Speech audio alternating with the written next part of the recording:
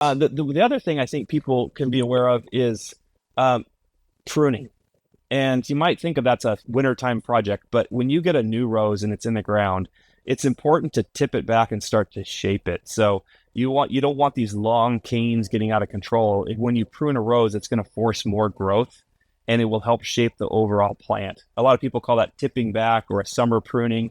So when you have a bloom and you're going to cut it off, you can drop down to the first five leaflet and cut it off and it will produce a new bloom, but maybe go down to another one Mm. or two down lower. Take a little bit longer cutting and deadhead it back.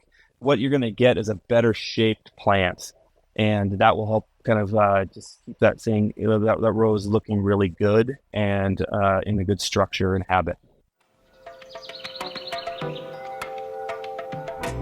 Over the years, I have slowly started growing more flowers, and surprisingly, even to myself, I have gotten into roses, which is why I'm very excited because this week we have Ben Hanna on the show. He's the president and owner of Heirloom Roses in St. Paul, Oregon, which really is the premier nursery for own root roses shipped directly to you. We've been working with Heirloom Roses for 2 years now, so I've got a pretty good selection in my garden. This is a sponsored week of podcasts with Ben, but we're all about rose growing. So, Ben, it's super cool to have you on the show. If you're watching the video version of this podcast on YouTube at the Beet, you can see Ben's background. It's the most epic one I've ever seen. He's in a rose greenhouse right now. So great to have you on, man. Hey, thank you. I'm actually standing here, and this greenhouse is full of evaluation roses. So they're new roses that we're bringing into the nursery. They're from hybridizers all over the world, and it's a beautiful place to be. There's great blooms in here, full size plants. It's a pretty epic place to be on a morning. It really is. Like Yeah. it's so good looking. I thought it was a custom Zoom background or something like that, but it's not. It's real. So why don't we start with your guys' story? I mean, Heirloom Roses. I think I have 7 of your guys' roses in the garden right now, and then I have probably about another 4 or 5 from other sources as I kind of first got into roses. But how did you guys get into roses? Because it's a really cool company that you guys run. Yeah, thank you. So my wife and I have been married over 27 years. We're kind of lifelong gardeners. We love to garden. We love to be out getting dirty, our hands in the dirt. So we've grown roses in our yard, kind of all of our marriage, and I grew up, with it. But about 11 years ago, my wife and I purchased Heirloom Roses from the founders, John and Louise Clements, and they started the nursery over 50 years ago. John was an air traffic controller, and his hobby was roses, and he just kind of poured everything into roses. And over the years, it grew into a business, and it was a very blessed opportunity that my wife and I were able to buy the business from Louise and give her a nice retirement, and us to have a nice lifestyle change and live our dream in a rose nursery. What was the life you guys were living before that? Yeah, so I was an executive with electronics company. I traveled all over the world doing new product development and marketing, and we had 5 kids, and so I was gone too much, and so we just Yeah. we had an epiphany, and we said this is not the life we want to live. So we did a lifestyle change, and here we are. I quit working 40 hours a week so I could work 60 hours a week. But I'm here and home every night, and we get to work with our family, and it's a great place. Yeah. Yeah. I feel like that is how it always goes when you start a business, right? It's like I'd rather work 80 for myself than 40 for someone else or something like that, right? Um, Exactly. Yeah. but maybe 40 of those hours don't really feel like work, so it all nets out even in the end. But let's talk about kind of where it is, what is special about Heirloom Roses, just kind of what attracted you to that opportunity. We have a great company culture. We have employees that have been here over 20 years, a number of them. And it's just a great community of people that I get to work with. They're doing something. John started doing something very unique, and that he started growing roses on their own roots, meaning that there wasn't grafting. Hmm. And he did that because there was and there still is a virus issue with the rootstock in the United States. And he wanted disease-free, virus-free roses. The only way to do that is to control all your production and grow them on their own roots. And so we've kept that in place. We've built all of our production systems around that, and we grow, lots of roses on their own roots. And you get a better, healthier plant because we grow them that way. Um, you know, we're in the Pacific Northwest. We get 4 really distinct seasons, and it's a great place to grow roses. Portland is known as the city of roses, and we're just in a perfect agricultural place to ship all over the United States, and really grow healthy plants. Yeah, it's a place that frankly I've been up to quite a bit. The PNW, not specifically your guys' farm, but maybe one of these days I'll get up there. And I've been out to like Corvallis in Oregon and just seeing the Mm-hmm. rolling hills. There's tons of tree farms out there, tons of shrubbery, and it just seems like such an amazing place to grow. And I'm speaking, obviously from San Diego, California, which is another amazing place to grow, but for I think a bit of a different reason. I don't have to ever stop, and whereas you guys get four distinct seasons, and I just don't. Yeah. So it's an interesting contrast. But I was thinking we could give a quick primer on like just old garden roses because frankly, when I look at the rose world, it is a bit confusing. All the terminology and all the different sub classifications, it can get very overwhelming. Yeah. And our name is has two parts to it too. It's, we grow a lot of old garden roses, and those are roses that are older than 1865. And that's just, they're old varieties that have been around forever. A lot of them are very fragrant and they're very beautiful. I love them. I have quite a few of them in my yard. And we also grow the new varieties that are, new hybridizers, and I think that we grow them on their own roots, so they're an heirloom. They're going to last forever. They'll be around for a long time. So the older varieties, typically, um, they're all very fragrant. I think that now that's coming back in newer breeding, and there's a focus at that right now. But for a long time, for the fragrance kind of fell out of a lot of the roses when we have a lot of those. A lot of them have a great story to tell. I like walking through our yard and knowing where roses came from. I have souvenir to President Lincoln in my yard, and it's his namesake rose, from a Oh wow. French hybridizer in the year of his death. So, there's some really cool things about that, and it's just a beautiful rose. Yeah, I think the history behind some of these roses, which I don't know much about, frankly, but it does. To tell me if I'm right here, it does seem to be the case that it's a type of plant, type of flower that people can get very obsessed with, right? Which means you'll have Yes. these little pockets of people who might hybridize for one particular like sort of holy grail they're looking for, and they get it, right? And then Yeah. that's that story, and they may gift it to someone like perhaps the Lincoln example. So you get this kind of like weird chronology of time itself through the flower, right? Yes. Yes. And Yeah. so it's not just a plant. There's more depth and character to it. It's something special, and I think it's got a lot of meaning behind it. Mhm. Yeah. I mean, the one that I guess connected with first would be Fragrant Cloud. Because I just wanted a friend of mine who I think she has about 150 roses up in northern San Diego. She just came by and she's like, "Hey, I'll just give you four of mine." And Fragrant Cloud was one of those. And today, it's still my favorite smelling rose. It just smells so good, almost like a sweet kind of candy Uh flavor, huh. I guess you could Uh huh. say. But yeah, like it's that, and then I have the Cecile Brunner climbing rose over this moon sort of arch that has really come into its own. It's been 2.5 years now or so, and now it's like really kind of full. Yes. Yes. When you get a rose, let's say from a big box store or a local nursery, what are you actually getting there? Many times you're buying a rose that's been grafted. And so there's a rootstock, and then there's the actual plant that you want that's been grafted into the top. And when they graft, it's the rootstock below, and then they're grafting on this plant that is going to grow on top. And the theory is that it's a healthier plant below, or it's a healthy rootstock, and it's going to push vibrant growth to the top. Now, the downside of that is that graft union can be weak, and there can be problems with that, with either disease or insects, and certainly cold temperatures. That is a spot that if and you have a freeze or a bad winter, that can freeze, and you're going to basically lose your whole plant.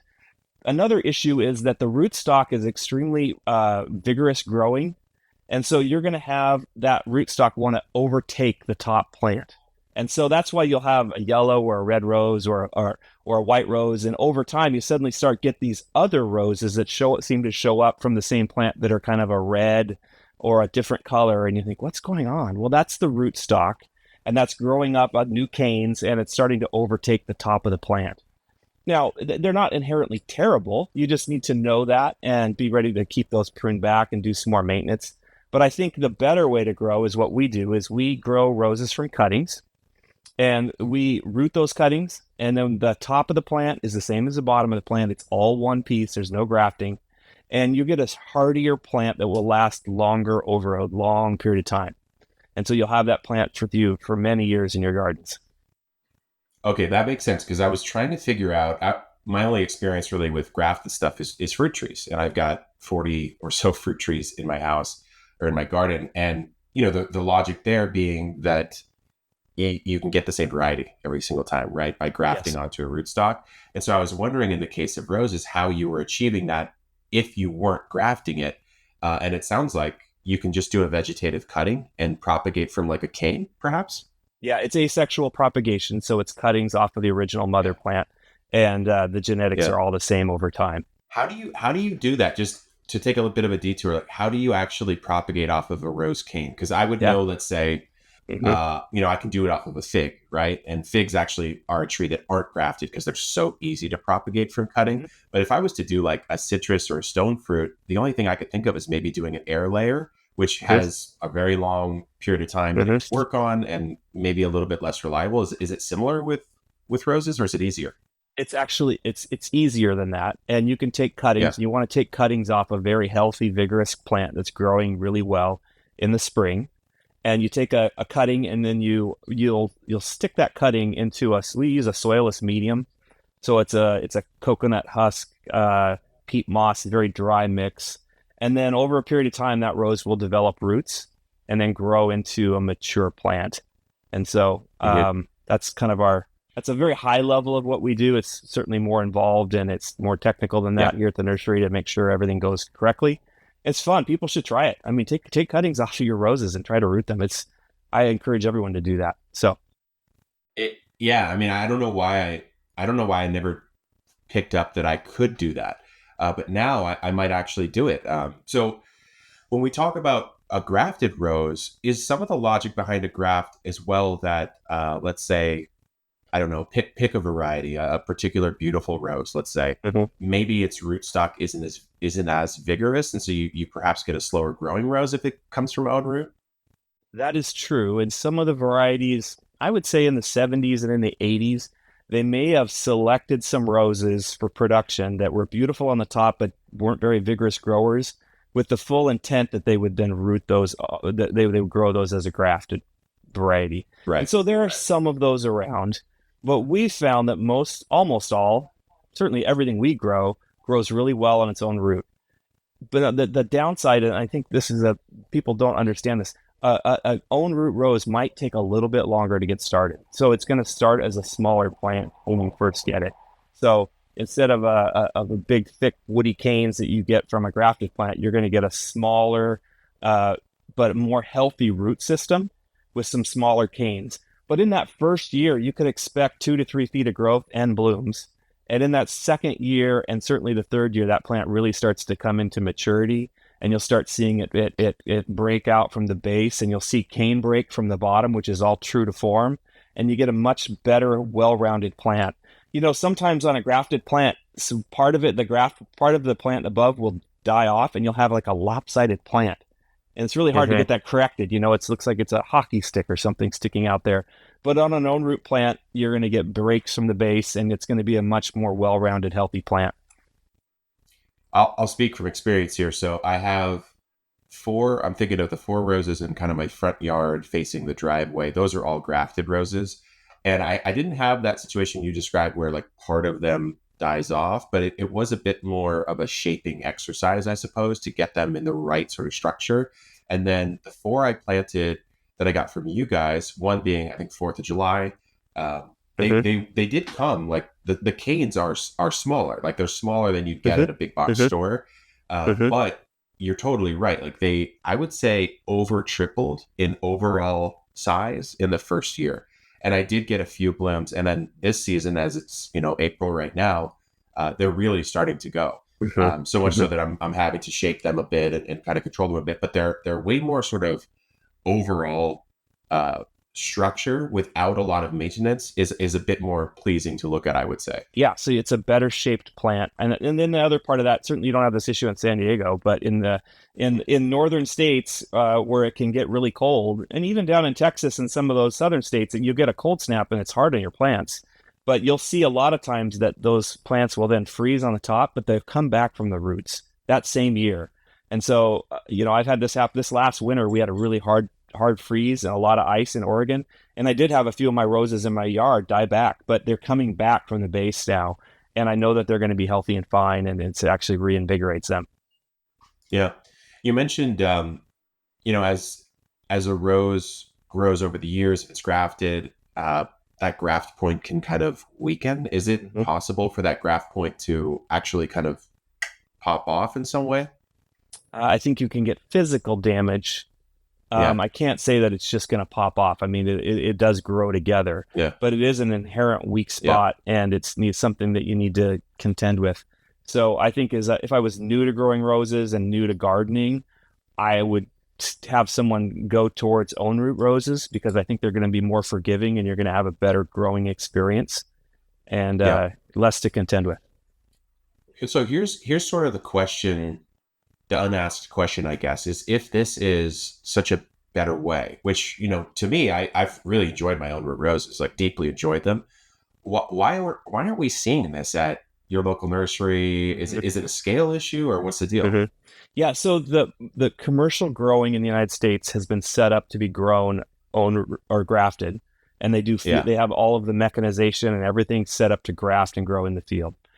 There is more and more own root being grown in the field, but I'll tell you that there are varieties that commercially they can grow easily in the field, and also that I most field growers don't hold the smaller baby plants long enough to have them be really viable to grow in the ground. So it's all about the production process. And because we do it in a nursery and we have really good control over the plants, and we're not selling our plants till they're about 16 months old or more, you're gonna get something Mhm. that's healthier. It just takes a little bit more time, and Yeah. it's just the production methodology has not changed, and it's quite frankly it's not easy to change if you're doing it the grafting way. I guess once you're set up, that deep, probably decades deep into a process, right? It could be it could be difficult to reverse that. Exactly. Yeah. Yeah. Do you find, let's say, take a particular variety just for sake of example, the Fourth of July one, right? Mhm. And as you propagate that out season after season, there would be no genetic drift because, of course, it's a genetic clone that when you're taking Mhm. the vegetative cutting. Yeah. But do you find that, how do I put it? Did you find that the roots become more adapted to a particular area? Like if I was to vegetatively propagate a Fourth of July rose in San Diego versus you do it in Oregon, would we find different performance over, I don't know, 10 seasons worth of cutting taking, or not? Well, so first off, we have I have 20 acres of mother plants. I have Oh about wow. 4,000 varieties, and we have a extensive network of mother plants. And so we always go back to original genetics as close as we can on cuttings, Okay. and we don't ever take more than we don't ever take more than four away from the mother plant in cutting, so we don't get any genetic drift. Um, Mm. as far as performance, I think it's less about the cuttings and where they're taken, and more about the ability. Like plants just will perform differently in different environments. I think on an Yeah, owner yeah, plant they're going to adapt better, and certainly like the Fourth of July in San Diego is going to do great. It's going to long growing season. I will say that for buying plants that are own root, it's really important to have bought a plant that was gone through a full dormant cycle. And so okay. when we grow plants, we pot them up. Like we're potting plants now that won't be sold till next year. And I guarantee that this winter those plants are going to be at 20 degrees for at least probably 14 to 20 days this winter. And so and I think that conditions those plants and that root to be stronger and hardier. And so when you get it, plant that into your yard, it's in a place to perform better, and it's gone through that whole uh, maturity cycle and growing process. Yeah. So it's ready to go. Yeah. Yeah. I mean, it's so weird because every single type of plant I haven't grown and then start to grow. let's say roses in this case, but certainly with fruit trees and different houseplants, I kind of like tiptoe my way in. Like, a friend will drop by a couple, and then all of a sudden I like get it. And in the case of roses, I feel like I've gotten it. And now I'm like, oh, well, clearly I need a couple hundred square feet for a dedicated rose garden now. You know what I mean? When growing roses, just like any other plant, you are going to deal with some pests that can make your life a little bit hard and frankly a little bit sad if you don't get the bloom that you were hoping for all winter long. And now let's just get into some basic rose care. For people who don't know exactly how to prevent some of these common pests, honestly, I haven't dealt with too many pests. I've had some other issues with my roses, but not specifically pests in the world of insects. So I don't even really know what are the common ones out there. Yeah, certainly. I mean, there's the common ones we all hear about with aphids. People, that's a kind of a normal thing. There's some thrips and mites and different things. All of these are common to plants that are in your garden anyway. Roses, some of them, depending where you're at, they may invite them in a little bit more than others. But for the most part, they're all pretty common things and depending on the way you want to grow your plants, whether they're going to be organic or you're going to use some soft fungicides. I think the most important thing when you're growing roses to fight off pests is to make sure you have a healthy, strong growing plant. That is your first line of defense. Whenever I see roses that, like, I'll be out for a walk with my wife and we'll see a yard full of roses that just look terrible. I mean, we've all seen that, right? Well, those are roses that have just really been neglected. They haven't been pruned. They haven't had fertilizer. They're maybe not getting proper water. Or they're planted in the shade. So there's kind of three components to keeping away pests is, have enough sunlight so that plant has what it needs from the sun to grow strong, has proper watering so that it's not struggling and drying out. Oh, and doesn't have too much water. Roses don't like to sit with wet feet. And then fertilizing. Roses will always produce a bloom. They'll sacrifice the rest of the plant and produce a bloom. We've all seen that, that plant that looks terrible and has one bloom on it. So yes, exactly. Yeah. So proper fertilizing. I like liquid fertilizer the first year, and then that really will help keep the pests away. Now, also keep your expectations in check. I think some of us, like, I'll get so headstrong that I'm going to do this perfectly, but I just really have to back off and go, okay, I have a few aphids this week, and here's how I deal with them. I spray them with a hose. I hose them off, and they're there, and then they're gone. It's kind of a phase that plant will go through. So I think it's about staying after it and consistency, and then not getting to a spot where that plant is completely anemic and having problems. It's interesting as the years have gone on in my own growing journey, let's call it, that my perspective has basically gotten to where yours is, where unless I have some severe, acute, abnormal pest problem, then pests, much like beneficials, just kind of are in a garden, right? Like, to have a garden with zero aphids is, in my opinion, actually a suboptimal garden, because then you would have no food, let's say, for the predators to eat those aphids, right? So your ecosystem starts to get out of balance, or your micro ecosystem, let's call it.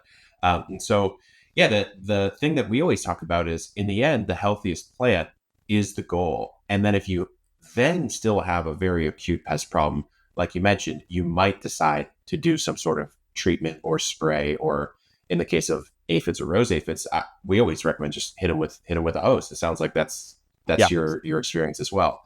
Yeah. Because, if I've got a cluster of aphids and I can do a quick hose, they're going to hit the ground, and most of them do not make it back up in my experience. So that's fine. Or even if they do make it back up, I'll just spray them again next week when I'm watering the plant. It doesn't take any extra time, And so are there any specific pests that only tend to target roses, or is it more just like variants, like a rose aphid versus a cabbage aphid or something like that? Yeah, it's variants, and I think the one to maybe be concerned about is mites. And I would caution people maybe in the East Coast and in some areas where the mites are heavier and they can spread diseases, to use a miticide on a regular basis. And you can get those that are pretty soft, and they're not going to be killing all the beneficial insects, but are important to just that would be one thing I might recommend. I don't have a specific one to recommend, and I would say that that's a very regional, local thing. I would go to your local garden center or a farm supply store and just do a little digging into that and use something that they would recommend and stay with the label. Um, but in general, it's there's not any one thing that just only roses. That there's Japanese beetles and other things, but those are just common things that are in the garden and we're dealing with anyway. Yeah. Yeah, I haven't noticed anything wanting to just destroy the leaves or eat the young buds or anything. But, maybe I just have kind of a pretty well built out garden ecosystem now, and I've got some good beneficial predators that are coming in and eating them. But I think in the end, sounds like with roses, it's the same as vegetables, guys. Like, cultivate the healthiest plants that you can through understanding how the plant grows and basic care, light, water, fertility, etc. Healthier plants, just like healthier people, less likely to get sick. Today, we are going to be talking about diseases. Another thing, fortunately, I have not dealt with yet in the garden. So I need to educate myself in case I see the bad. We have a seed company, botanical interests, and getting into Canada. It's quite the task. So I have to commend you on being able to access Canada. That's been really years in the making, literally. Just working through all of that. So yeah, but we're happy to supply our Canadian customers and happy that they're on board, and it's great. Yeah. No, that's awesome. Hopefully we could do that sometime soon for the seed company. But anyways, we're talking diseases today. I really do not know almost anything about diseases specific to roses. And so perhaps we could just start with a primer on, how many there are. Are there very serious ones? Are there just kind of mild ones? Like in the world of vegetables, powdery mildew is sometimes pretty annoying, but sometimes it's not a big deal. Like, give us the lay of the land. Yeah. So I mean, when you say roses, I think the most common thing people will go to is black spot, right? That's everyone's heard of black spot. Um, Primarily, roses get black spot because they're either really needing some good fertilizer and some better care, or they have wet roots. So we talked about that previously. That that the right light, the right water, and the right fertilizer fixes a lot of these problems. And the best place to is preventing problems, right? But a lot of these can be solved with a pretty mild fungicide. That it doesn't have to be this spray program with spray tanks and everything. There's things that you can treat roses with that you water into the ground. You're not going to hurt the bees, and the rose will take those up systemically. There's good organic methods, and I think primarily is just have good expectations for what your rose is going to look like. A rose will naturally get some yellow leaves at the bottom. That's just it's shedding off old leaves and growing new ones, right? Um, there is some well, bad um, diseases that are spread with mites in the East Coast, and I think it's probably worth using a miticide or something like that to prevent those. But really, that's pretty rare thing, and it's not something we certainly don't have anything like that on the West Coast, and nothing shipping from our nursery would ever have something like that. But something to maybe watch out for. We're talking about the only pest to really be super concerned about would be the mites in the East Coast. And part of that Yeah, sounds like because they can spread that particular disease, right? yeah. It's the rose rosette disease is spread through with mites, and so that's just Okay. it's just spread from one plant to the other. So if you want to prevent that, I think some people are in specific pockets of the East Coast are worried about that, and regular use in good practices with something that prevents those mites is important. I think a systemic way to do that, where you're watering it in and letting the rose take that up into its foliage, will prevent that, and Hmm. is a good use. So would you do a foliar application as well as a soil drench when you're watering the plant to prevent that kind of full coverage? Yeah, you could, and it really just depends on the product. I try not to give specific information about those types of things because they vary so Yeah. much. Really good to pick what you're going to use and stay with it, and then follow the label. And that rosette virus, let's say someone does have it, they're listening on the Yeah. East Coast. What would they be looking for to know that that's what they're dealing It's with? going to be abnormal growth at the top. It's gonna be all crinkled and almost cancerous looking. It's Okay. very distinct. It looks though a lot like Roundup, and so if you think you have it and you have landscapers that are working in your yard, you might not think they're using Roundup. Most likely they are. and that they got a little bit on your rows, that could be the cause of it.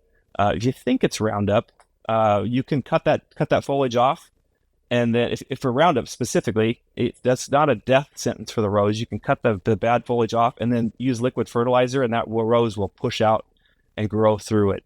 If it's, you know that it's rosette disease, you want to dig that rose out and bag it up and just be done with it. But then treat the area. Okay, so Ben, I'm as you're talking, I'm Googling rosette, trying to get a description in my own mind of it. And I think one of my roses had it, because you get this. I'm looking at this illustration that that county extension has put out. So obviously you have your normal rose on the right side. You got nice root development. You got nice sort of branching between nodes on the particular cane. And then when you look, the thing that gave me the clue is the excessively thorny stems, apparently. And I remember seeing a rose that in my garden that just had a thorn like every centimeter on all sides of each cane. It looked insane. And so perhaps I had it. I don't know. I'll have to go track that down. But it does look very weird. I'll tell you that right now. Give it a Google if you're listening. It's a very creepy Yeah, looking I would say disease. that it's rose rosette is not prevalent. It is not. It's very very rare to have on the West Coast. It's a East Coast issue. Um, Okay. and then so I would Yeah. say that maybe that actually what you were seeing, and I don't know without seeing it, but I would say that maybe it was rootstock that could have been coming up too from a graft. Could have been Um, that. Yeah. Could have just been a super vigorous. Yeah. yeah, yeah. Yeah. Good point. Good point. I will say it looked creepy. I didn't like it. I don't want to scare people off. I mean, for the most part, roses are easy to grow. They're very strong. They're very durable, and it's again just keep them healthy and keep them, again, good light, good water, and good fertilizer, and you're going to be off and going. So Yeah. So we've talked a lot about some of the history of the farm, Ben, some differences between own and bare root roses, and some diseases and pests that you might run into. We haven't really gotten into the basics and perhaps even a little bit more advanced rose care. And so I thought what we might do is, let's say you were talking to me and I didn't have a rose garden, or someone listening doesn't have a rose garden. Where would they begin? Like, what basic things does someone need to get a rose garden going? well, I'll go back to the kind of our three things that it's sunlight, good water, and fertilizer. The sunlight is what I Yeah. would look at. If you want to get started with roses, they're going to need at least 6 hours of sunlight, and that's good, strong, healthy, maybe southern exposure sunlight. And if you're having a hard time getting that in the ground, actually people can grow roses in containers. A nice 20 gallon container, you can put a rose in there and it'll do really well. And that's a great place if you're just going to start with one, and you can kind of keep a closer eye on it. You can enjoy it more. But I think picking the right roses also for your area, your zone is important. On our website you can sort by zone, and by doing that, you know that you're going to get roses that are going to withstand the temperature swings or whatever it might be. So pick the right roses, and that will do well in your zone, and they're beautiful, and you're going to fall in love with. And then don't be afraid to just kind of step into growing roses. Pick three roses in containers and in the ground, and just step in and start growing them, and get off to a good start. Sunlight, the right roses, and then liquid fertilizer, I think, on new plants. And for a new rose grower, it really helps you to keep those fertilized regularly with liquid fertilizer. It's hard to overdo it that way, and you'll really see really strong growth on a new plant that way. Is there a is there like an NPK value you like, or a brand you like, or does it change throughout a rose's lifespan? Yeah, I think the MPK is pretty balanced. You're not going to want to just use straight up nitrogen on a rose. You're just going to get a lot of growth without a lot of other things. So a pretty good balance. I actually think the micronutrients in growing roses is pretty important. So those would be those micronutrient minerals that good fertilizer will have in it. Certainly, like a fish fertilizer or a any type of fish fertilizer that you can dissolve in water will pretty much all have that, and it's gonna give you a good all around growth. We tend to use I forgot which one. It's either Alaska or Neptune's harvest, but one of those two as a fish. Yeah, And unless you spill it on yourself, it's a pretty good fertilizer to use. The fertilizer schedule, is there a, let's say I grab one rose, one root rose from you guys, pop it in the ground. Over the course of that first season, is there like a cadence that you want to hit? I would, if you're using a liquid fertilizer, I would keep a low level every week, and that'll just Okay. keep it going in the right amount. I think smaller amounts and with more consistency is more important than a big dose all at once. That rose will Okay. just Yep. it will just perform better that way. Makes sense. The other thing I think people can be aware of is um, pruning. And you might think of that's a wintertime project, but when you get a new rose and it's in the ground, it's important to tip it back and start to shape it. So you don't want these long canes getting out of control. When you prune a rose, it's going to force more growth and it will help shape the overall plant. A lot of people call that tipping back or a summer pruning. So when you have a bloom and you're going to cut it off, you can drop down to the first 5 leaflet and cut it off and it will produce a new bloom, but maybe go down to another one Mm. or two down lower. Take a little bit longer cutting and deadhead it back. What you're going to get is a better shaped plant, and that will help kind of just keep that thing, that rose looking really good and in a good structure and habit. So would you then do, I guess, two major prunes throughout the year? You do the sort of early spring one, and then you do that midsummer one? Well, in the Northwest here, we start getting into fall, and I actually like to take my all my roses, except for the climbers. I kind of cut them off at about 2 or 3 feet. That way, they're not Okay. swaying all over and moving around. It just keeps the whole yard looking a little neater. And then I know that I'm Hmm. going to come back and do a hard screen in the early spring when it's just barely, still frost, but not quite out of dormancy. And that's going to Okay. help your plant really get off to a good start. Roses do like to be pruned, and that's going to spur on new growth and help you also get any canes that are damaged or maybe have some nicks and scrapes and are diseased. You can cut those out and get off to a good clean start. Yeah. So in your fall prune, or maybe in my case, it's a late summer prune, depending on how it grows, you're mostly just controlling for height and, I guess, overall size, knowing you're going to come back and do a more precise prune in the early spring. Yeah, it's about mainly just keeping that plant at a manageable size so it's not going to fall all over itself. I mean, here roses grow so strong that in October we can have a lot of tall growth on a rose left over from September, and we're just going to get it down to a manageable height Yeah. and just Okay. make the overall garden look cleaner. Okay. And then is there a difference? Let's say, if I'm growing one of your guys' own root, or if I grab like a knockout at a commercial nursery or something, is there a is there a major difference in care? I would imagine the pruning probably changes a bit. The knockouts are a little more shrubby, and they can actually Yeah. withstand being like with a hedge pruner. You can actually prune those. They're a good plant. They're a nice rose. Some of the other roses maybe a little more nuanced in the pruning. I have some instructional videos on how to prune. It's 5 easy steps. It's real simple. And so on a more like a hybrid tea or a floribunda or something a little less shrubby than a knockout, you might want to take a little extra care, but it's pretty simple and straightforward. Okay. Got it. So I don't know if this is true in general, but like, are there any kind of like Ben Hanna pro tips? Because you've grown so many roses, thousands of varieties. Like, is there any very specific weird niche things that you would do, even if it's not applicable? I'm just curious Mhm, mhm. to your roses over the course of a season. I don't overthink the pruning in the early. I go ahead and get things cut back, and I stay on a regimen that way, and I do tip back and cut pretty hard in the summertime. I take the blooms in the house, so I'll cut long stems roses and take them inside. I like take cut flowers inside. I like mixing climbers together. We just redid our gardens at home, and I have a climber that is mermaid, and it's got a big bloom like this, and there's few of them, and they're kind of 5 petal blooms. And I mixed it with another climber, it's like a rambler called Rural England. And so I have these. They're going to intertwine together, and they're going to give me two different colors and two different bloom styles. And so I think that you can do a lot of really cool things by mixing the plantings together and intertwining things.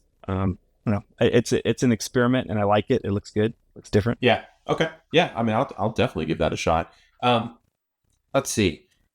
Any like after season care, we mentioned the fall prune, but like, is there anything else you would do besides pruning at the end of season to set them up for the next season? Well, Use fertilizer into the fall, a liquid fertilizer.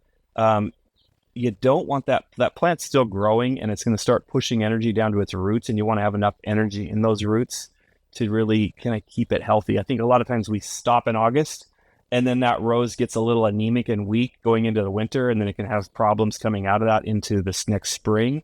So go ahead and use some liquid fertilizer up into those late fall months. You'll just have better success that way. And don't be afraid to prune in the wintertime. I think that's a big issue. There's another thing is we have a product called Pure Protect. It's a organic pest. It's listed as an organic pesticide. It's also a fungicide, but its base content is peppermint, and we found that it works really well. And so I would say use that as a dormant spray right after you prune. And then if you have deer do not like peppermint oil. And so that Pure Protect will ward off deer. They can't get the taste out of their mouth. They don't like the smell. And yet it's really easy, and it's just it's an essential oil basically for your plants and roses, and it works really well. yeah, yeah. And deer, so I just don't have deer in my area. Yeah, So yeah, whenever yeah. someone asks us about deer, I'm like, I don't know, ask someone else, build a 7 foot fence. I'm not sure. But when it comes to deer and roses, they'll eat the tips off. They obviously are not eating like the full canes if there's thorns on them, right? They only like the good stuff. They want to eat those little buds off in the new Yeah. growth. It's sweet and it's like candy to them.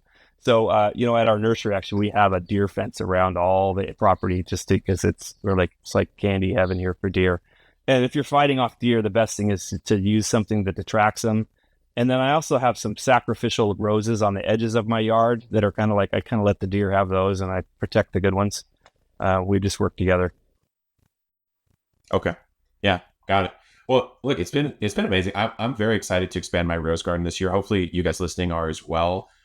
Ben, I know you obviously, if you want to grab some own roses, we recommend Heirloom Roses. We love you guys. But you've got some other stuff going on as well. And where can people find everything that you're up to? Yeah, so our website, heirloomroses.com. You can Google us, find us on the and just spend time on our website. We have beautiful pictures of roses. We have 900 varieties for sale. It might seem overwhelming, but use the filters and kind of filter by zone and color and fragrance, and fall in love with some and give them a try. It's one of those things that if you need a new hobby and you want to kind of like you're going to geek out on something, roses is great. There's a lot of depth of varieties there to fall in love with, and you'll find beauty in it. I mean, it's something beautiful for your garden that you just won't be disappointed with. Yeah. Yeah. I mean, look, listening to my story, I can tell you guys, I kind of thought, frankly, it was like a thing for old people to do.